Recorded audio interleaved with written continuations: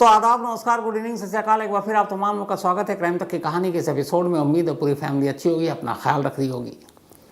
अक्सर जब भी कोई क्राइम होता है फिर उसकी इन्वेस्टिगेशन होती है और उस इन्वेस्टिगेशन को लेकर हम तमाम लोग बहुत बातें करते हैं, ख़ास तौर पर हम जैसे क्राइम रिपोर्टर।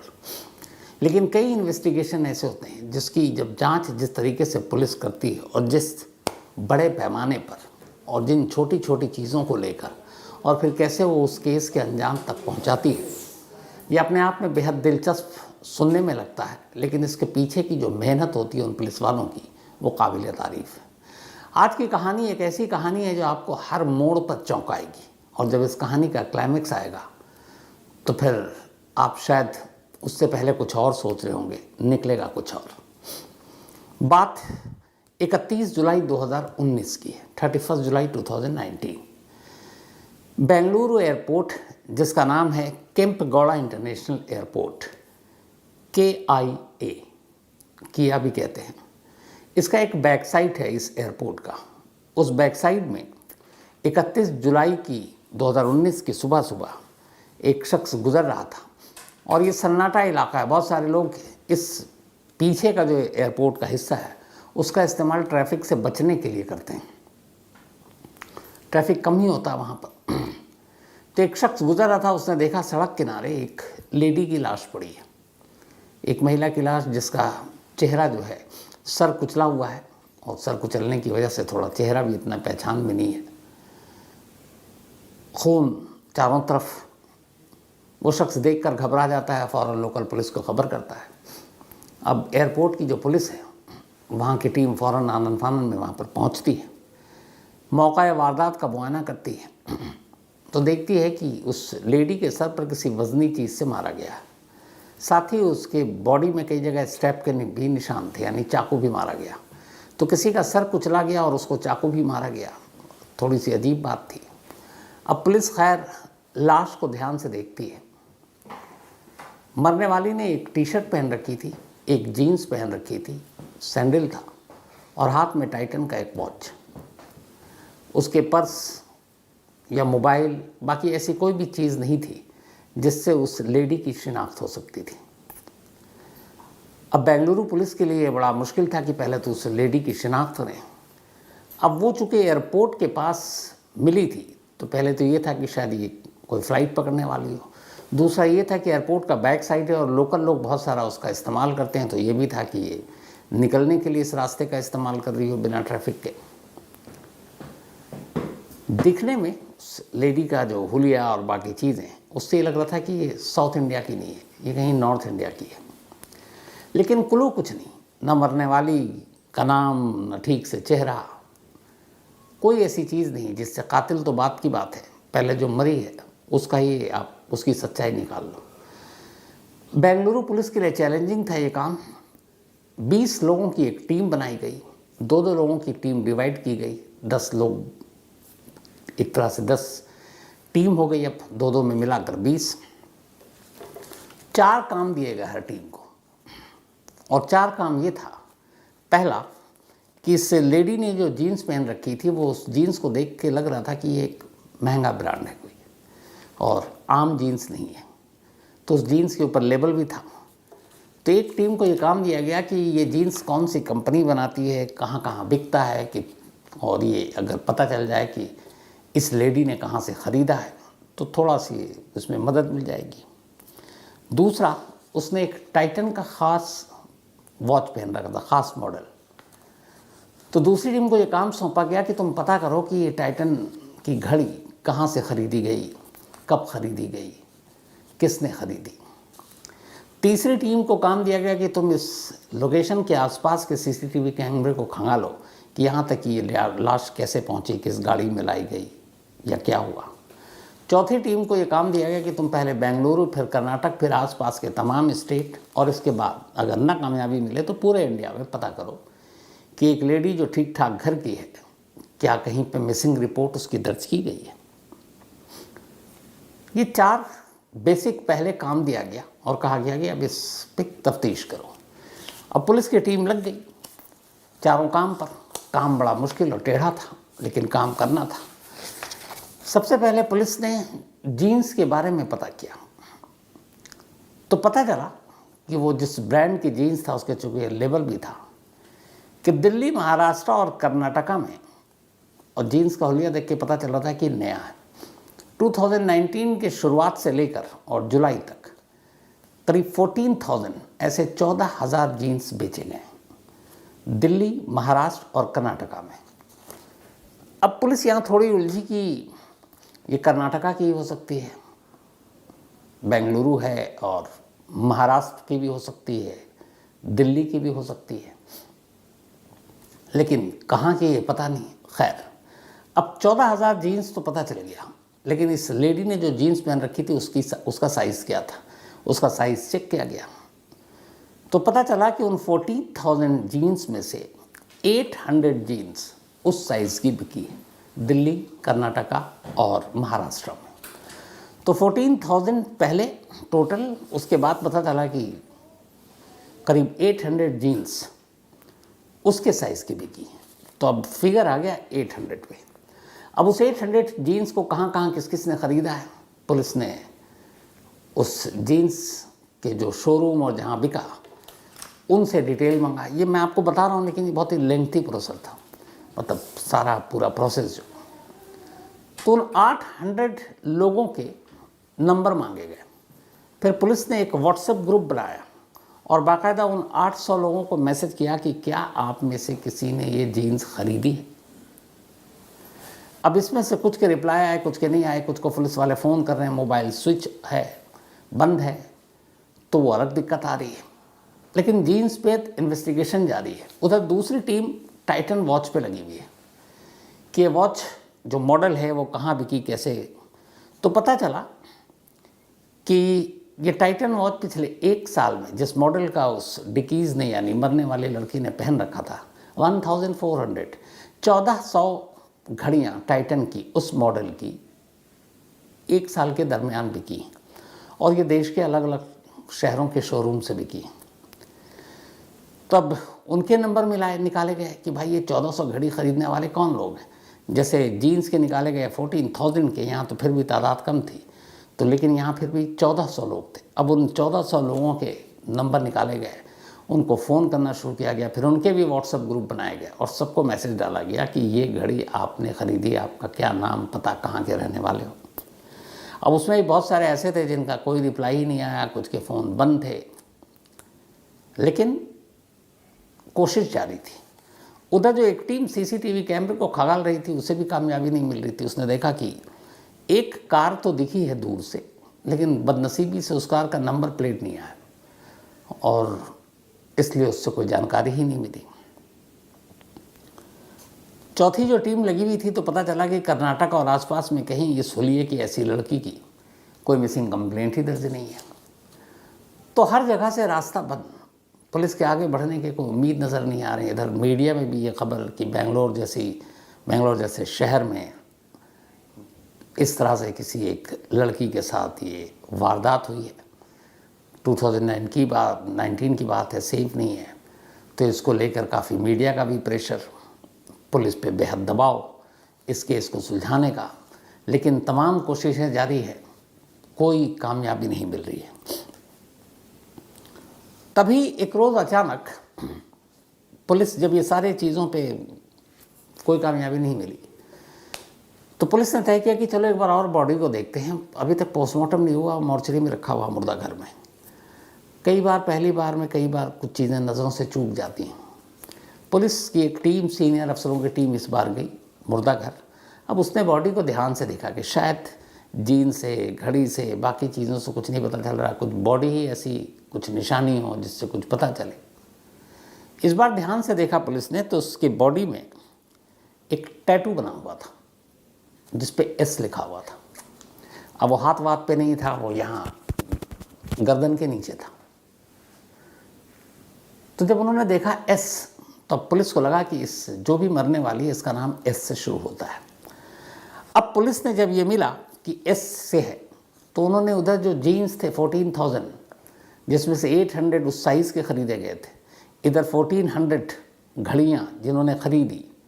अब पुलिस ने उन सबको दोबारा कांटेक्ट किया और पूछा कि क्या ये घड़ियाँ या जीन्स आपके यहाँ से किसी एस नाम से जिन लोगों ने ख़रीदी, आप उसकी लिस्ट दे सकते हैं। अब जब वो एस नाम से लिस्ट मांगी गई तब वो जो 800 थे और फिर 1400 थे, वो फिगर घटकर 115 हो गया कि इस नाम वाले 115 लोगों ने ये घड़ी खरीदी और इस नाम से करीब 200 लोगों ने ये जीन्स खरीदी। तो वो और भी कम हो गया लोगों तक पहुंचने का।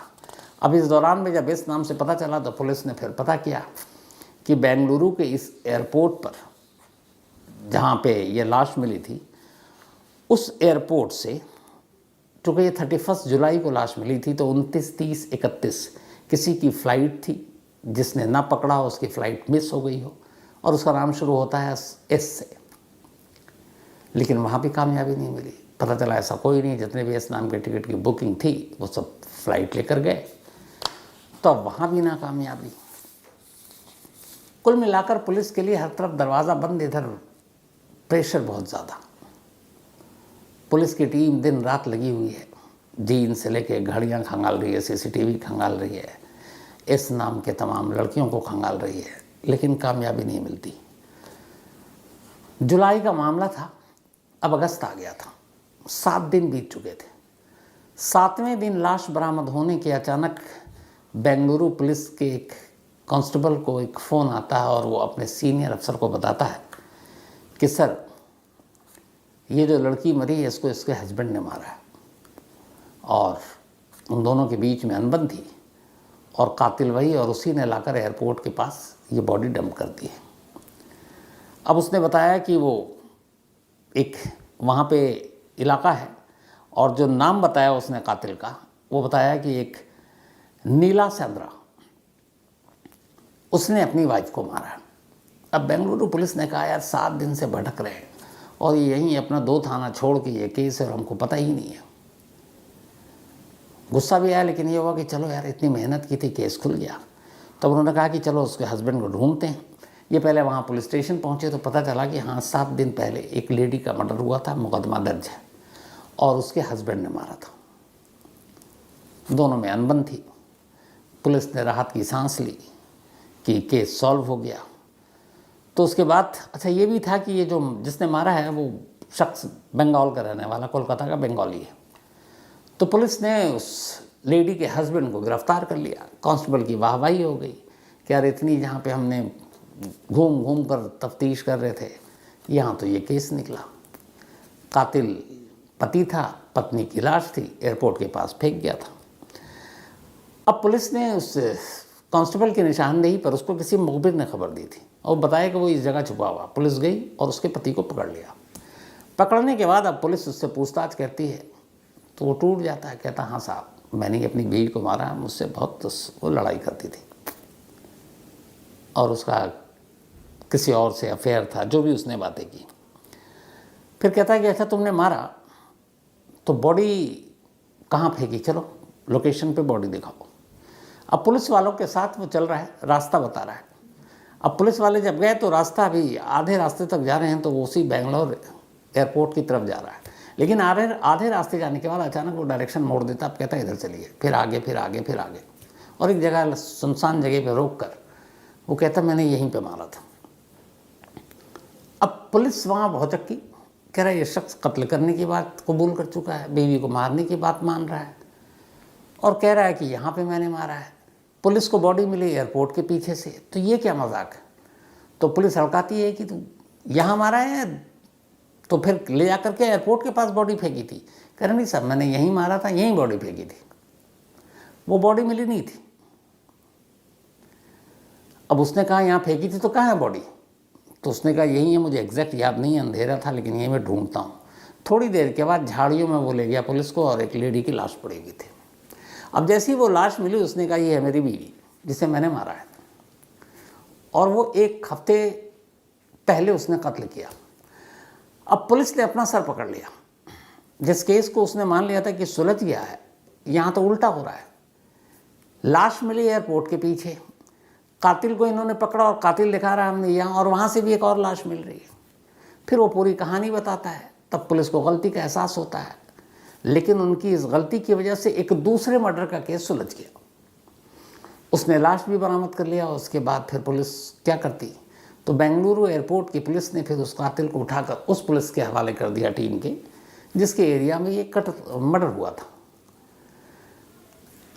अब एक केस तो उन्होंने सुलझा दिया, लेकिन खुद गुस्सा आ रहा खुद पे कि यार हमें तो लगा था कि ये केस सुलझ गया, यहाँ तो उल्टा हो गया, कोई और मामला सुलझाया हमने, अपना तो केस वहीं अटका हुआ है, अब ऊपर में क्या जवाब दें। अब पुलिस फिर से परेशान और शुरुआत से फिर लगी हुई है। अब इसी दौरान में एक और कहानी हो जाती है। इस कहानी में बहुत सारे ट्विस्ट हैं।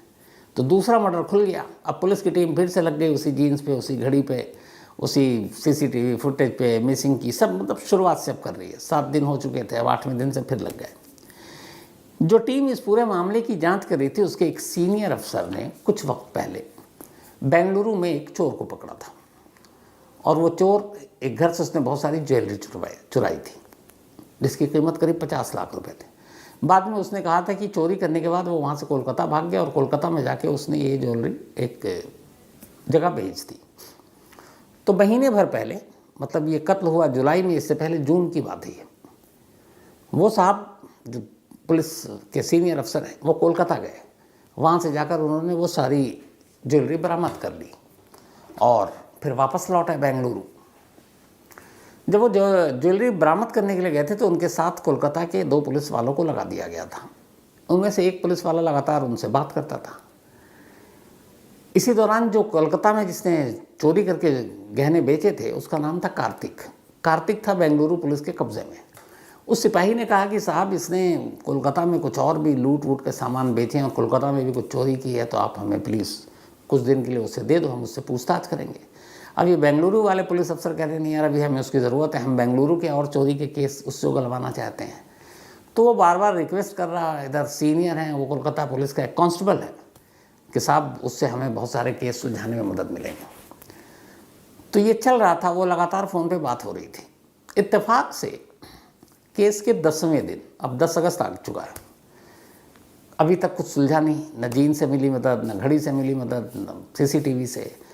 चक्कर में एक दूसरा कातिल पकड़ा गया, दूसरा मर्डर केस खुल गया, और वो बेंगलुरु पुलिस के जो इंचार्ज है इस केस के, वो परेशान बैठे हुए, क्या करें। इसी दौरान में उनके पास उसी कांस्टेबल का फिर से फ़ोन आ गया कोलकाता से। अब ये उस वक्त टेंशन में, वैसे ही तनाव में, कि साला अपना केस तो सुलझ नहीं रहा है यार, ये परेशान कर रहा, बार बार मुझसे एक्यूज़ मांग रहा है। तो उन्होंने 1-2 बार उठाया नहीं, फिर देखा वो बार बार कर रहा, तो उन्होंने उठाया। फिर उसको एक तरह से निपटते हुए कहा कि देखो मैं इस वक्त बहुत बुरी तरह फंसा हुआ हूँ, परेशान हूँ, एक मर्डर केस है हमारे पास और वो सुलझ नहीं रहा, इतने दिन हो गए हैं, और वो लेडी है ये भी पता नहीं चल रहा कहाँ की है, लेकिन बेंगलुरु की नहीं लगती, नॉर्थ इंडिया की कहीं की लगती है। तो तुम अभी उस कार्तिक वाले केस पे बात मत करो, मैं सुलझा लूँ फिर तुमसे मैं बात करूँगा।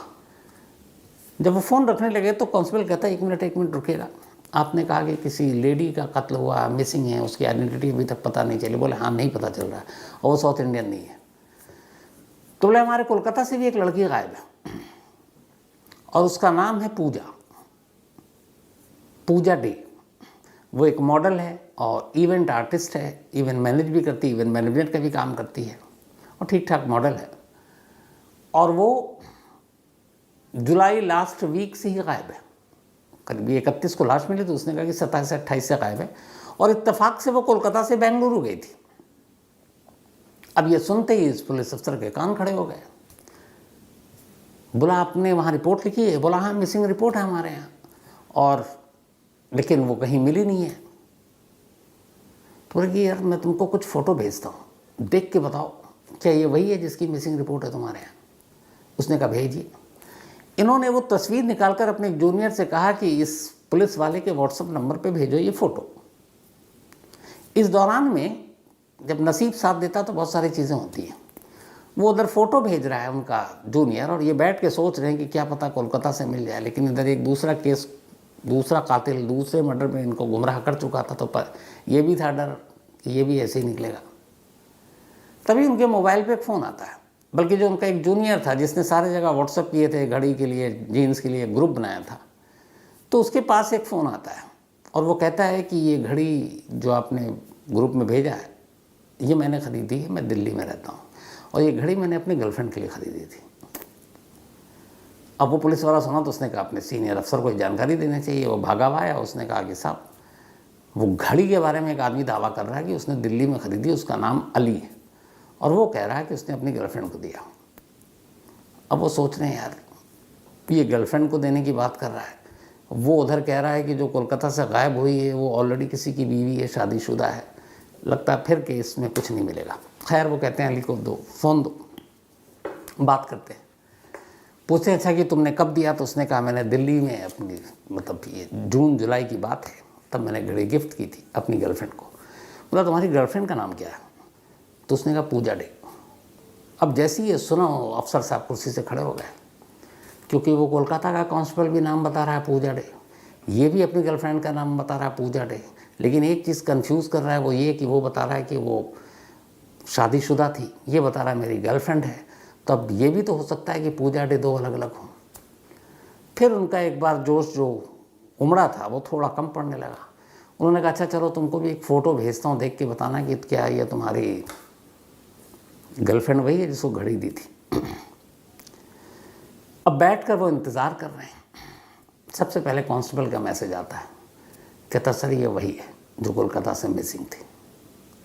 थोड़ी देर बाद अली का फ़ोन आता है कि सर ये वही है जो मेरी गर्लफ्रेंड है।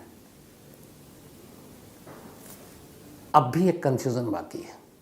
अब वो अफसर फिर से फ़ोन करते हैं कोलकाता के पुलिस अफसर को, बोलते हैं यार ये बताओ, ये पूजा डे है, तुमने एक्सेप्ट कर लिया मिसिंग है, क्या ये कुमारी है, शादीशुदा है? तो उसने कहा कि ये शादीशुदा है, इसके हस्बैंड का नाम सौदीप है, 7 साल पहले शादी हुई थी दोनों की, मतलब 2012 में। लेकिन पति पत्नी के रिश्ते कभी अच्छे नहीं रहे और वो 29 जुलाई को ही बेंगलुरु गई थी एक असाइनमेंट के सिलसिले में, मॉडलिंग के।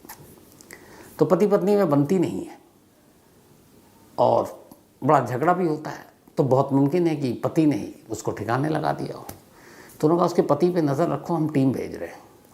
अब इधर अली को दोबारा फ़ोन मिलाया कि तुमने पहचान तो ली, पर ये बताओ ये कौन है तुम्हारी? तो उसने कहा मेरी गर्लफ्रेंड है। उसने कहा तुम्हें पता है ये शादीशुदा? उसने कहा हाँ साहब पता है, बट उसकी अपने हस्बैंड से बनती नहीं है और अगर वो डिवोर्स हो जाएगा तो हम दोनों शादी कर लेंगे। अब इस पुलिस वाले को अली पे भी डाउट है, पति से झगड़ा हो सकता है, पति को अफेयर का पता चल गया और पति ने मार दिया। इधर अली को ये है कि पूजा से शादी करनी है और बीच में पति रोड़ा बन रहा है, तो अली और इन दोनों ने मिलकर एक प्लानिंग की हो, या फिर अली को गुस्सा आया हो कि पूजा डे उसको मतलब शादी नहीं करना चाहता तो अली ने निपटा दिया है। लेकिन अगर अली ने निपटाया तो फिर क्लेम क्यों कर रहा है कि उसने ये घड़ी उसको दी थी? खुद पुलिस को फ़ोन क्यों कर रहा है? मतलब हर तरफ से उलझन।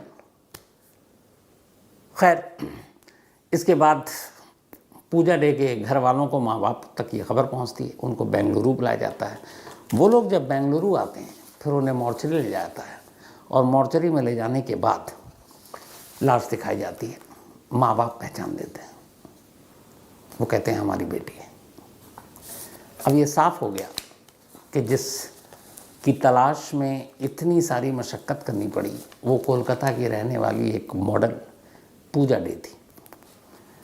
लेकिन अभी आधा काम हुआ था, मरने वाले की शिनाख्त हो चुकी थी, लेकिन कातिल कौन?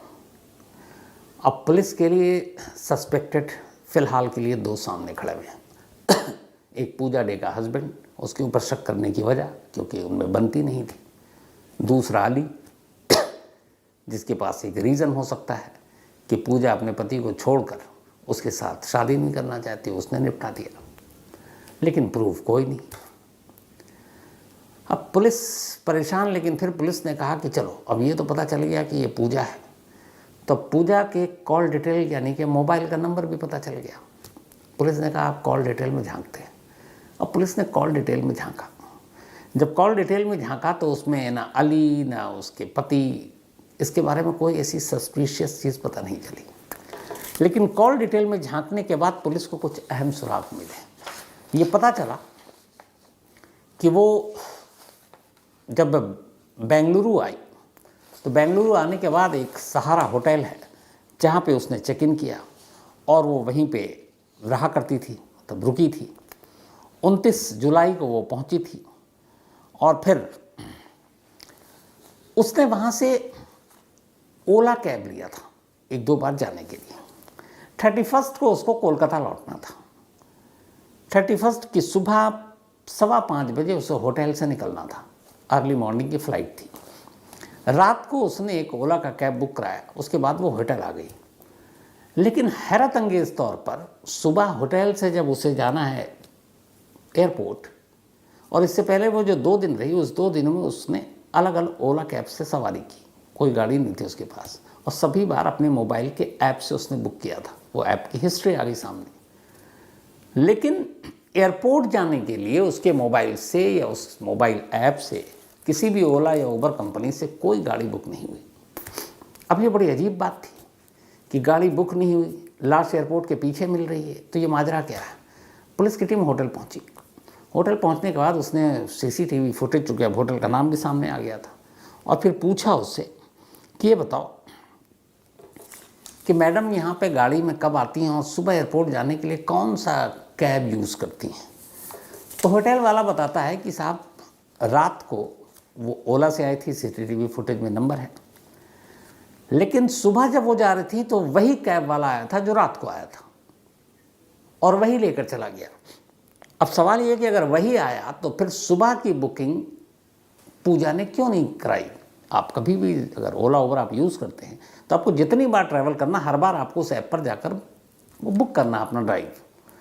रात का तो है जाने का और होटल आने का, लेकिन होटल से एयरपोर्ट जाने के लिए वो ओला लेती है, लेकिन उसके बावजूद वो बुक नहीं करती है अपने उससे। तो अब ये हुआ कि सुबह गई किससे। फिर वो सीसीटीवी होटल का खंगाला गया तो पता चला कि जिसने रात को उसको ड्रॉप किया था उसी कैब ड्राइवर ने सुबह उसे पिक किया। उसे लेने के लिए वही आया, लेकिन विदाउट ऐप की बुकिंग के।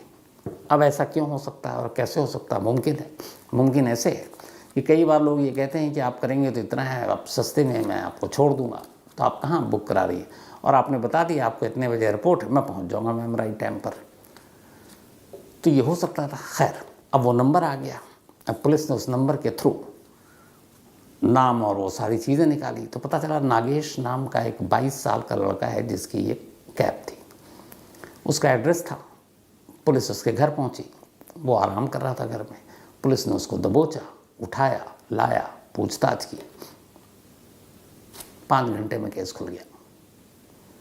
उसने बताया कि उसने 2 बार उसकी गाड़ी में सफ़र किया और नागेश के एक भाई ने एक और गाड़ी ईएमआई पर ख़रीदी, लेकिन ईएमआई के पैसे भरने के लिए उसके पास पैसे नहीं थे। तो उसे लगा कि क्या करें, गाड़ी वापस चली जाएगी। तो उसने जब 2 बार पूजा को अपनी गाड़ी में घुमाया तो उसे ये पता चल गया पूजा के कपड़ों से, बातचीत से, कि ये अमीर है और इसके पास अच्छे खासे ज्वेलरी और कैश वैश होंगे, एटीएम कार्ड में भी ठीक ठाक पैसे होंगे, दिखने में भी खूबसूरत थी, उसकी नीयत भी बेईमान हुई। बस उसने उसी को लूटने का फ़ैसला कर लिया। 31 की लेट नाइट ये उससे इसी नीयत के साथ कहता कि आप बुक मत करना, मैं लेने आ जाऊंगा। क्यों? वो नहीं चाहता था कि ये रिकॉर्ड पर आए कि बुकिंग ये हुई थी, ड्राइवर ये था। तो सब कुछ चोरी छुपे। पूजा को भी लगा चलो कुछ पैसे बच जाएंगे, उसने भी, और ड्राइवर भी ठीक ठाक था, उसने कहा ले चलो। अब चूँकि 5:15 बजे वो निकली, रात को लेट पहुंची थी, नींद पूरी हुई नहीं थी। कैब वाला उसको लेकर जा रहा है। फिर उसने बता दिया था कि इधर ट्रैफिक मिलता है, रात को इंटरनेशनल फ़्लाइट्स बहुत आती हैं, सड़क जाम होता है, तो हम पीछे वाले रास्ते से चलेंगे, वहाँ ट्रैफिक नहीं होता है। उसने भी उस पर भरोसा किया। रास्ते में उसको हल्की सी नींद आने लगी। जब नींद आने लगी तभी लगा नागेश को कि यही मौका है। उसने गाड़ी एक जगह रोकी और गाड़ी के अंदर से एक रॉड टाइप की चीज़ निकाली और उससे कहा कि तुम सारे पैसे और ये सारी चीज़ें मुझे दे दो। वो घबराई, लेकिन उसने मुकाबला किया। उसने बोला मैं शोर मचाऊंगी। वो डर गया। उसने उसके सर पे मारा, तब भी उसने हिम्मत दिखाई और वो गाड़ी से एक दरवाज़ा खोलकर बाहर भागने लगी।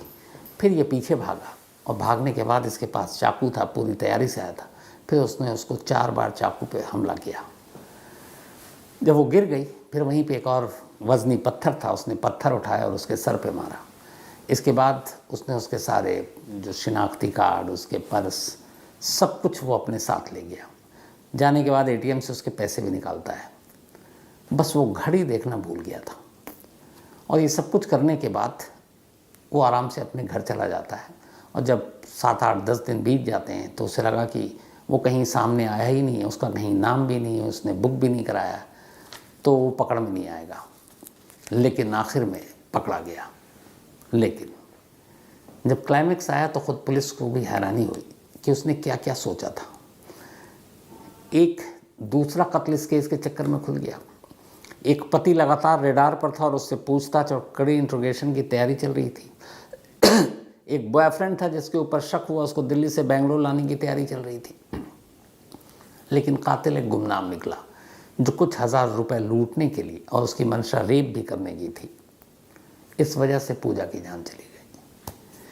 तो ये थी आज की कहानी बेंगलुरु की। जैसा मैंने शुरू में कहा, कई बार जो पुलिस केस सुलझाती है बड़ा आसान लगता है हमें, लेकिन जब वो स्टेप बाय स्टेप एक एक चीज़ को फॉलो करते हैं, जैसे छोड़िए आप सिर्फ एक सीसीटीवी कैमरे को, हमने तो बोल दिया, आपने सुन लिया।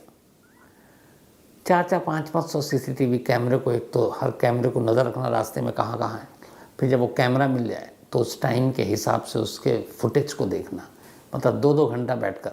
इसका तजुर्बा है मुझे, हम लोग ऑफिस में बैठते हैं, कई पुराने हमें आर्काइव से फुटेज निकालने होते हैं अपनी स्टोरी के लिए, 1-1, 1.5, 2-2 घंटे, उसके बाद न जाने कितने टेप देखने पड़ते हैं। मतलब मुझे याद है मैंने 6-6 घंटे निकाल दिए होंगे टेप देखने में। तो वो तो वहाँ पे इन्वेस्टिगेशन चल रहा है, कितने सैकड़ों सीसीटीवी कैमरे देखने, जाकर दुकान दुकान मोबाइल से व्हाट्सएप ग्रुप बनाकर जीन्स की घड़ियों का पता कराना, कोलकाता में डील करना, दिल्ली में डील करना, मिसिंग पर्सन की अगर आप करें तो वो सारे रिकॉर्ड खंगालना, मंगाना।